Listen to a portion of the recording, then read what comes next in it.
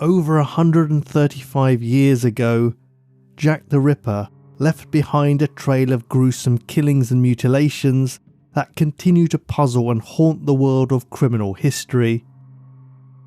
More than a century after this mysterious figure roamed the shadowy streets of Whitechapel, we still haven't uncovered his identity. Or have we? Some people believe that new DNA evidence links the murders to one of the most well-known suspects, but many disagree. In this second episode of my Jack the Ripper suspect investigations, we'll explore Aaron Kosminski and assess whether he could be the Whitechapel Fiend. If you're already familiar with the case, keep listening.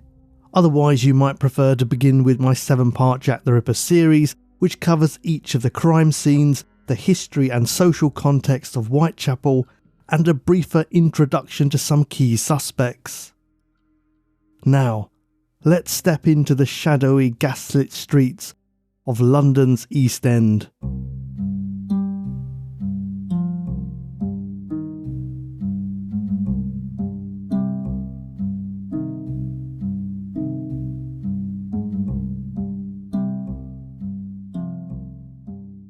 The first time any Jack the Ripper suspects were officially named was in the Macnaghten Memorandum, written in 1894 by Sir Melville Macnaghten, the Chief Constable of the Metropolitan Police. It was an internal memo which wasn't made public at the time, only emerging several decades later. This memorandum was created in response to an 1894 article in the Sun newspaper about a suspect called Thomas Cutbush, who was in Broadmoor Lunatic Asylum. Macnaghten wanted to set the record straight, although author A.P. Wolfe later suggested that he wrote it to protect Police Superintendent Charles Cutbush, who was supposedly Thomas Cutbush's uncle. No one ever saw the Whitechapel murderer. Many homicidal maniacs were suspected, but no shadow of proof could be thrown on any one. I may mention the cases of 3 men, any one of whom would have been more likely than Cutbush to have committed this series of murders. A Mr. M.J. Druitt, said to be a doctor and of good family, who disappeared at the time of the Miller's Court murder, and whose body, which was said to be upwards of a month in the water, was found in the Thames on the 31st of December. Or about 7 weeks after that murder. He was sexually insane, and from private information I have little doubt that his own family believed him to be the murderer. Kosminski, a Polish Jew and a resident in Whitechapel. This man became insane owing to many years' indulgence in solitary vices. He had a great hatred of women, especially of the prostitute class, and had strong homicidal tendencies. He was removed to a lunatic asylum about March 1889. There were many circumstances connected with this man which made him a strong suspect. Michael Ostrog, a Russian doctor and a convict, who had subsequently detained in a lunatic asylum as a homicidal maniac. This man's antecedents were of the worst possible type, and his whereabouts at the time of the murders could never be ascertained. As Kosminski was one of the suspects named by Macnaghten, some Ripper historians regard him as a credible candidate. Supporting this view are the notes found in the margins of Dr. Robert Anderson's 1910 book, The Lighter Side of My Official Life. While Anderson didn't directly name his favoured suspect, he made it clear that he believed the Ripper was a Polish Jew. Dr. Robert Anderson, formerly a barrister, was appointed Assistant Commissioner of the Metropolitan Police and head of the Criminal Investigation Department on 1st of September 1888, the day after the murder of Polly Nichols, and was one of the highest-ranking officers involved in the investigation.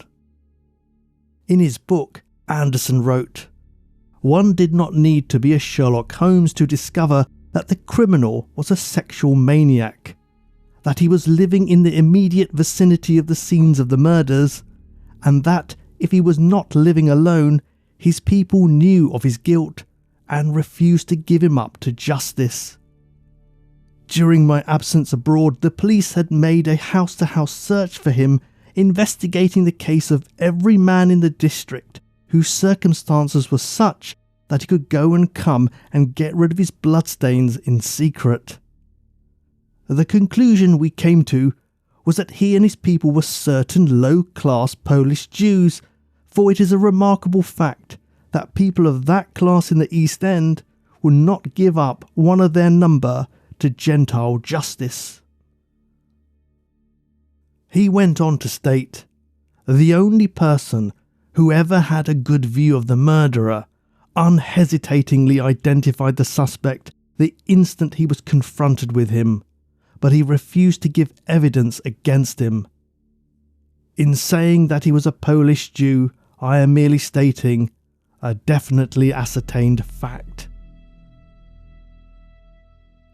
The plot thickened in 1981 when the grandson of Chief Inspector Donald Swanson discovered a copy of Sir Anderson's book in his late grandfather's collection, which contained notes in the margins made by Swanson over 60 years earlier. These annotations have since become known as the marginalia.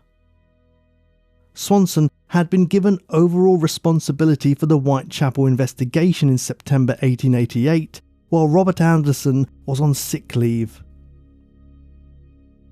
Beneath the section describing the witnesses' reluctance to identify the killer, Swanson had scribbled, as to why the witness wouldn't give evidence, because the suspect was also a Jew, and witness would be the means of murderer being hanged, which he did not wish to be left on his mind. More damningly still, he added some further observations about the suspect being identified at the seaside home. He wrote, on suspect's return to his brother's house in Whitechapel, he was watched by police day and night. In a very short time, the suspect, with his hands tied behind his back, went to Stepney Workhouse and then to Colney Hatch, and died shortly afterwards. Kosminski was the suspect. The identity of the seaside home witness remains uncertain, although I explore this in more detail in episodes 5 and 7 of my Jack the Ripper series. However, Swanson's marginalia does confirm that the witness was Jewish and that he recognised the killer as also being a Jew. The marginalia prompted historian Martin Fido to inspect the Colney Hatch Asylum records to see if he could locate an inmate with the name Kosminski. He found one, 25-year-old hairdresser Aaron Kosminski, who had arrived at Colney Hatch on 7th of February 1891. So, assuming Aaron Kosminski was the same Kosminski to whom Donald Swanson referred in his notes, what do we know about him? Aaron Mordecai Kosminski was born on 11th of September 1865, making him 23 at the time of the killings.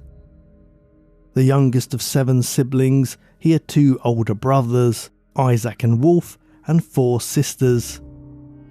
Their father, Abram Joseph Kosminski, worked as a tailor. Aaron was born in Kładava, a town that is now in Poland, but was then part of the Russian Empire. After 1881, Jews across the empire were scapegoated for the assassination of Tsar Alexander II, despite the assassin not being Jewish. The widespread anti-Semitic violence led to the migration of tens of thousands of Jews from across Eastern Europe, many of them settling in London. The Kosminski family did not travel together, with Aaron's older brothers arriving first. We know little about Aaron's early life, but he was a teenager by the time he arrived in London, by which point his father Abram had died. The eldest son, Isaac, followed in his father's footsteps and became a tailor, and the family moved frequently around the East End, living at various addresses over the years. At the time of the Ripper murders, Aaron was living with Isaac, and his medical records described him as a hairdresser by trade, though he had not worked for several years. In December 1889, Aaron Kosminski was summoned to Guildhall Police Court and fined for allowing an unmuzzled dog to roam in a public thoroughfare. Metropolitan Police Commissioner Sir Charles Warren had enacted laws requiring all dogs in London to be muzzled or kept on a lead to address the city's growing stray dog problem, which had led to many people being bitten. Kosminski denied owning the dog and refused to pay the fine on the Sabbath, but agreed to return the following Monday to pay the 10-shilling penalty. During the proceedings, confusion arose when Aaron's brother, who accompanied him to court, gave their family name as Abrahams, though he eventually admitted it was Kosminski. This suggests the family may have adopted the more anglicised name Abrahams in an effort to integrate into their new community. The following year, on 12th of July 1890, Aaron Kosminski was admitted to the Mile End Old Town Workhouse Infirmary with the official reason listed as 2 years insane. Jacob Cohen, a business partner of Aaron's brother, Wolf, reported that he goes about the streets and picks up bits of bread out of the gutter and eats them. He drinks water from the tap and he refuses food at the hands of others. He took up a knife and threatened the life of his sister. He is very dirty and will not be washed. He has not attempted any kind of work for years. After 3 days at the workhouse, Aaron was discharged into his brother's care at 16 Greenfield Street, just off Commercial Road, but was readmitted to the workhouse infirmary just over 6 months later, in February 1891. He was aged 25 at the time, although the admission book states his age as 26. 3 days later, on 7th of February 1891, he was transferred to the Middlesex County Lunatic Asylum at Colney Hatch.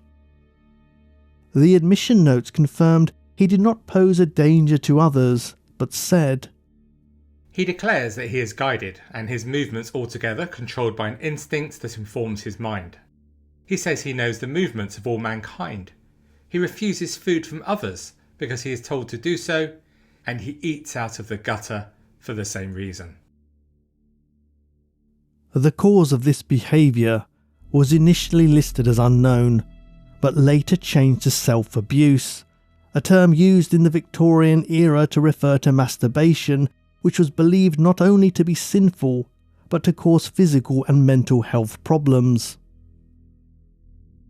While at Colney Hatch, Aaron Kosminski was described as deluded, apathetic and morose, while another account explained that he was difficult to manage due to his delusions and his refusal to be bathed.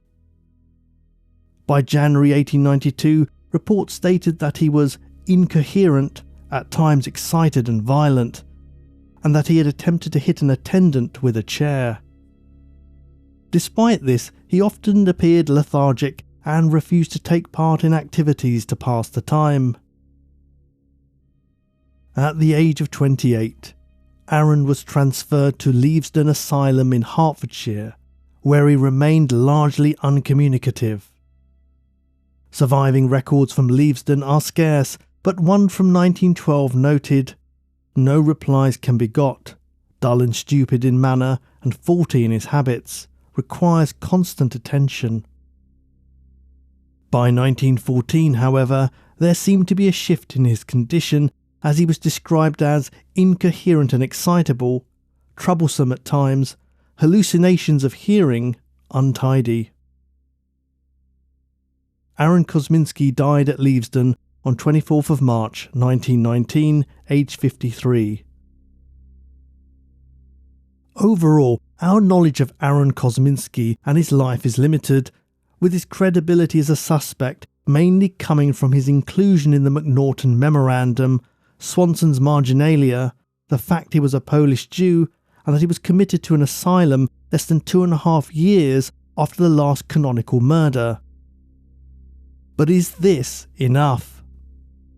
Let's look at some of the arguments against his Jack the Ripper candidacy. It should be remembered that Melville Macnaghten was not directly involved in the canonical 5 murders. At the time, he was managing his father's tea plantation in India and had no prior law enforcement experience until he was appointed Assistant Chief Constable of the Met Police in 1889. This raises questions about his familiarity with the case.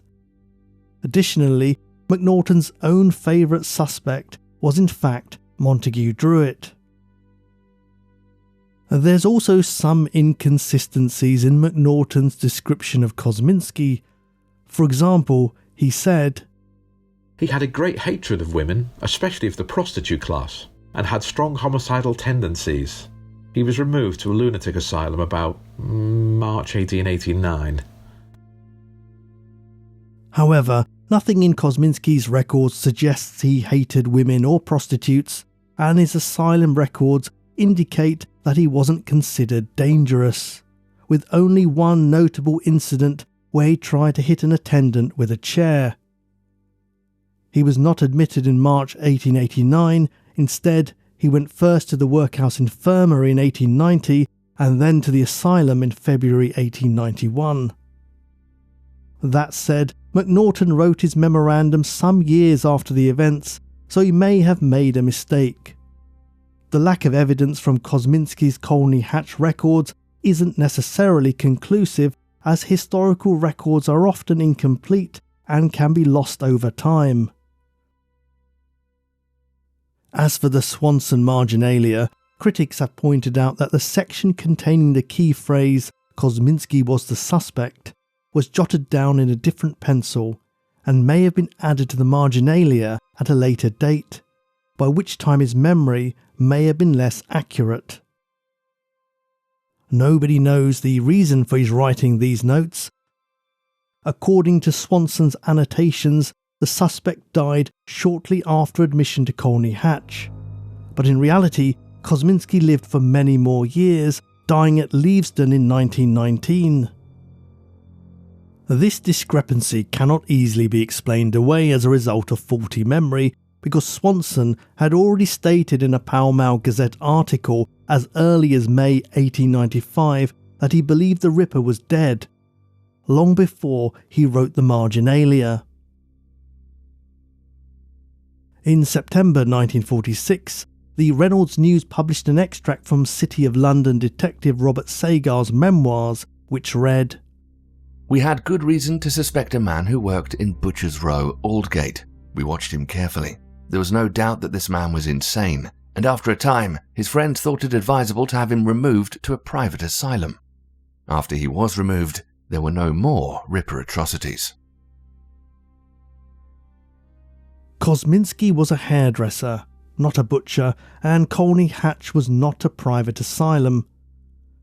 Sagar's account aligns with documentation from Detective Inspector Harry Cox, who wrote in 1906 that he had been involved in the surveillance of a Jewish suspect for 3 months after the Mary Jane Kelly murder. Cox stated that his suspect owned a business in the East End and alleged that his motive was revenge, as he had been wronged by a woman of the lower classes. He also noted that this suspect had spent time in a Surrey asylum and was known to take walks at night, with no further murders occurring because he knew he was being watched. The accounts of Sagar and Cox agree on some points, so we can be confident that a suspect in Aldgate was indeed under surveillance, but the description of the man they were pursuing does not match Kosminski. In fact, it more closely aligns with Jewish butcher Jacob Levy, who I discussed in a recent episode. An AI-generated image, supposedly depicting Aaron Kosminski, was recently created based on eyewitness descriptions of people seen with the victims shortly before their deaths. But as any Ripper historian will tell you, many of these descriptions were contradictory and unreliable. Regardless of what Kosminski's physical appearance may have been, something we have no concrete evidence for, it was said that he primarily spoke Yiddish and had a limited grasp of English, which would have made him more recognisable as Jewish. Given the anti-Semitic feeling at the time and the growing panic caused by the brutal murders and mutilations, it seems less likely that Kosminski could have easily lured prostitutes into dark corners compared to someone who could blend in more seamlessly with native Londoners. In an intriguing twist, the inconsistencies in the Swanson marginalia led Martin Fido to propose a compelling new theory: that Swanson had been mistaken when he wrote the name Kosminski and was actually referring to another Polish Jew named Nathan Kaminski, alias David Cohen. Kaminski had been at Colney Hatch Asylum, and the dates of his incarceration match Macnaghten's report much more closely than those of Aaron Kosminski. Nathan Kaminski died in 1889, which matched Donald Swanson's statement that the suspect died shortly after being sent to Colney Hatch. This was true for Nathan Kaminski, but not for Aaron Kosminski. We know very little about Kaminski aside from his year of birth, which incidentally was 1865 like Aaron Kosminski. He lived at 15 Black Lion Yard and was admitted to the Whitechapel Workhouse Infirmary on 24th of March 1888, suffering from syphilis, and was discharged as cured 6 weeks later. On the face of it, Kaminski might even be a stronger suspect than Kosminski, as the dates are more consistent and his syphilis diagnosis could be evidence that he visited prostitutes. Is it possible that all this time ripperologists have been chasing the wrong man due to a misspelling of his name? About 100 years after the final Jack the Ripper murder, an unexpected discovery emerged which promised to cast new light on the enigma. This fresh evidence seemed to suggest that Aaron Kosminski might be the murderer after all, despite the contradictions and the lack of evidence of violent tendencies. In 2007, businessman and author Russell Edwards purchased a shawl at an auction which had a colourful history. The shawl was 9 feet long and made of a silky fabric with tassels and a floral design, prompting some to suggest it was a table runner rather than an item of clothing. It bore several stains and had previously been traced to an Essex antiques dealer by Ripper researcher Paul Harrison in 1989. Between then and its 2007 purchase by Edwards, it had been loaned to Scotland Yard's Black Museum and displayed at a 2001 Jack the Ripper conference in Bournemouth, where it was handled by numerous attendees. The antiques dealer had cut out a piece of the garment, as had Scotland Yard's Crime Museum, although they declined to exhibit it as they were unconvinced of its authenticity. Given the amount of handling, transportation and storage it had gone through, any DNA on the shawl was likely to be heavily contaminated. But what made this shawl so special that it attracted so much attention? It was claimed that it belonged to Catherine Eddowes and had been found at the scene of her murder in Mitre Square in 1888. The story went that a 41-year-old acting sergeant from the Metropolitan Police's N Division, named Amos Simpson, took the shawl as a souvenir after accompanying the body to the mortuary. This is an unusual tale for a couple of reasons. First, Simpson was usually stationed in Cheshunt, Hertfordshire. And second, the murder occurred within the City of London jurisdiction, making it unlikely that a city detective would have given such a crucial piece of evidence to Simpson. There's also no record of Amos Simpson being present at the crime scene, and the official inventory of Eddowes' possessions does not mention any such shawl. After purchasing the shawl, Russell Edwards hired Finnish forensic geneticist Dr. Jari Louhelainen to analyse the stains on the shawl at Liverpool John Moores University. Louhelainen discovered that some of the stains were blood, while others were possibly semen. However, due to the degradation of the material, the tests were challenging, and Louhelainen had to develop a new technique to extract and amplify the minuscule samples. Meanwhile, Edwards traced Karen Miller, a descendant of Catherine Eddowes, as well as a female descendant of Aaron Kosminski's sister, and both provided DNA samples for comparison. In September 2014, Edwards published his sensational book, Naming Jack the Ripper, in which he claimed that Karen Miller's DNA matched the blood on the shawl, a match shared by only 1 in 290,000 people worldwide. He also revealed that the sample from Kosminski's descendant was 100% match with the semen on the shawl. But if the evidence was so clear-cut, why hasn't Aaron Kosminski been officially identified as Jack the Ripper, and the case closed once and for all?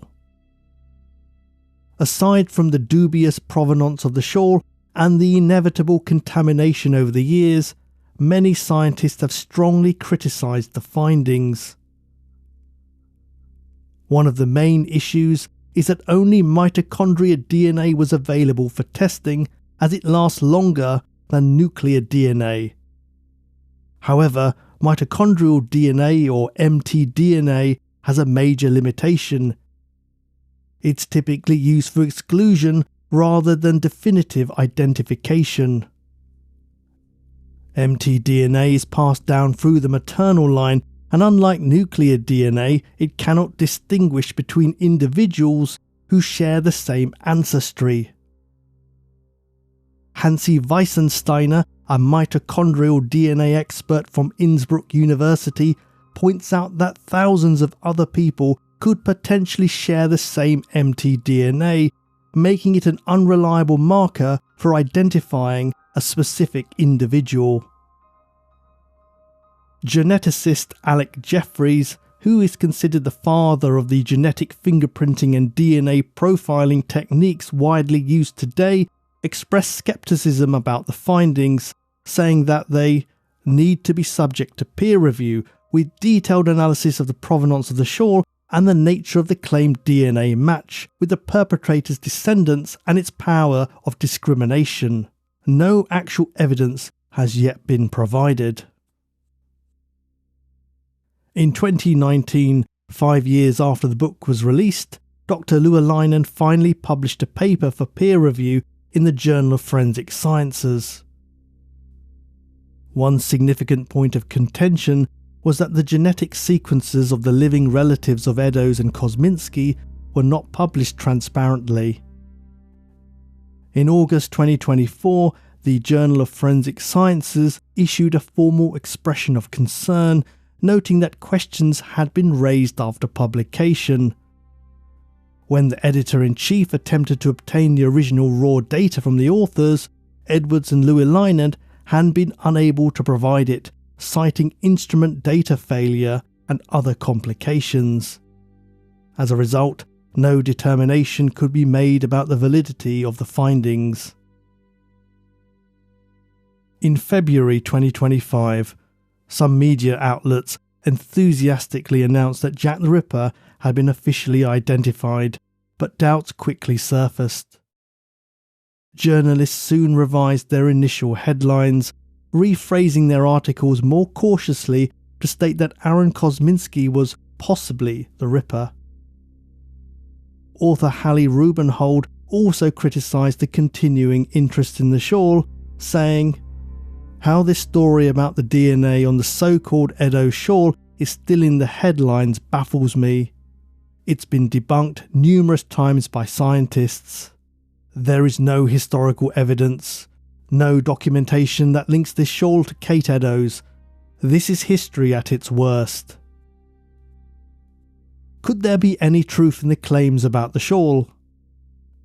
Sotheby's auction house examined it and concluded it was likely made in the early 1900s, with the possibility that it could be a little older, potentially putting it around the right age. One possible explanation for why the shawl didn't appear in the police inventory as it might not have belonged to Catherine Eddowes or the killer. It's conceivable that the shawl was used to cover Eddowes' body out of respect until the police arrived. This could have been done by someone like the night watchman from the Keeley and Tong warehouse, or Richard Pearce, a City of London policeman who lived nearby and was among the first on the scene.